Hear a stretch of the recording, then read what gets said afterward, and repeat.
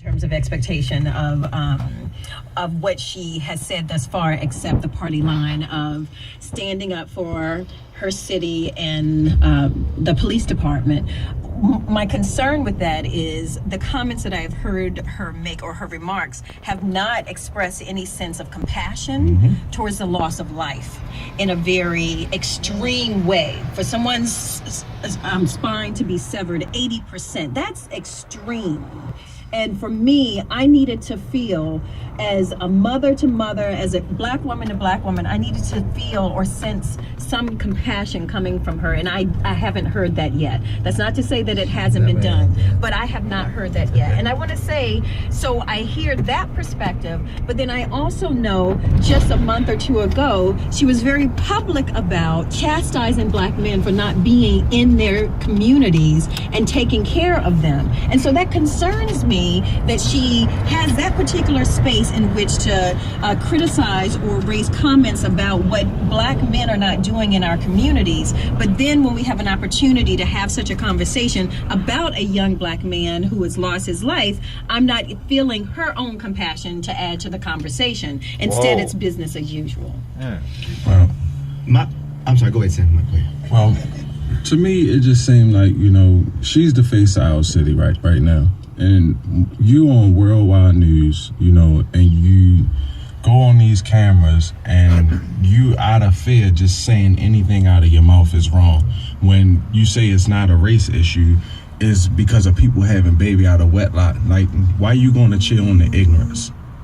Don't do it. Because the media is blowing things out of proportion. That is what they're there for, to blow everything out of proportion. So with you being the face of our communities and the face of our city, and you blowing things out of proportion as well and downgrading our people, it doesn't make sense. So when she come on to this show, I will be calling in to ask her a few questions myself. You're more than welcome to do because that. I want her to clear up that statement that she said, and I'm pretty sure everybody else wants to know, what does you mean that it's not a race issue? Is because of people having babies out of wedlock. What did that have to do with anything as far as this police brutality? Yeah, I would think that, I think both of those are great considerations, questions, and concerns about what the mayor is saying and the sense of empathy and compassion she's sharing and stating. Or not. Or not, I'm sorry. The not part of that, yeah. But what I'd also say, and I think Sister Tawanda briefly touched on it, was that more than public sound bites and more than, empathy, they had opportunity as lawmakers to do something substantive from January to April of this year. As we were down there, really, like I never had before, helping to organize people to get down to Annapolis. We had 17 pieces of legislation, and the majority of which did not pass. The overwhelming majority of those 17 bills that would have strengthened police accountability and transparency did not pass. Matter of fact, didn't even make it out of committee. Committee chairman, let's go ahead and call the names. Senator Bobby Zirkin, Delegate Joseph Valerio, they did not let the bills out of their committees. And so when I see people, and this is a Democratic-led legislature, when I see them on national news all of a sudden now expressing concern, and now they're wondering what's wrong and how we can make things better, you had a chance to do it from January to April. And people were taking their time. Mark, better than most. They don't make it easy for everyday citizens to come down and be a part of the political process and help change legislate. They make it difficult. From 9 a.m. to 10 o'clock, 11 o'clock at night, people were down there. I'm talking about everyday folk were down there waiting to testify. People with children, people with spouses and partners and loved ones, responsibilities, work. We sacrificed for 90 days to be there, and they did not pass a single piece of significant legislation to help signal that a change of culture was coming. And so don't come to me now. Don't go on national TV now acting like you're some champion to help, address these issues. You had your opportunity. Forget the sound bites. Pass legislation. That's what politicians are supposed to do.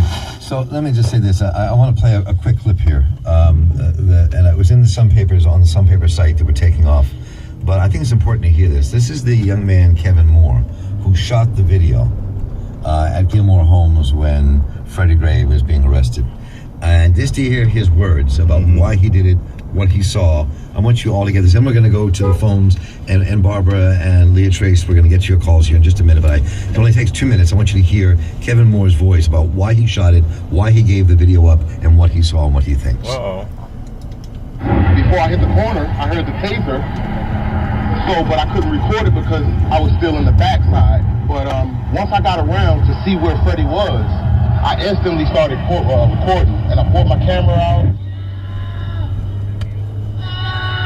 I couldn't get a good view from the back, so I went around the van to try to get a better angle. I just saw the way they had him folded up. They had him folded up like he was a crab or like a piece of origami, you know what I mean? Like, he was all bent up, and they had his knee, the officer had their knee and his neck, and he was just screaming. He was, like screaming for life, you know what I mean? He couldn't breathe. He needed an asthma pump, which he let them know. I couldn't breathe, I need an asthma pump. They ignored it. You know what I mean? When they went to pick him up off the ground, his legs were limp. Man, I've been recording this shit. I've been recording. It's just, they really did a number on him, and then on top of all of it, they're denying it. They're denying the fact that Freddie was okay before the police got to him. You know what I mean? After they detained Joe like that, you wonder why he can't use his legs. The heels of his feet were in his back. And he couldn't move. And then they yelled, stop resisting, stop resisting. But there's no resistance. There's no resistance. He couldn't move. I just, you know what I did, man? Channel 13, Channel 2, New York Times, CNN, everyone. I gave it to everybody I could. Fox 45, even sports station I was trying to give it to. You know, I'm tired of the police killing us and getting away with it because Black Lives Matter. I just don't see how they could say, oh, we didn't do this or we didn't do that, and Freddie's gone now. Enough is enough. You wonder why we dislike the police or why we're so aggressive toward the police. This is why.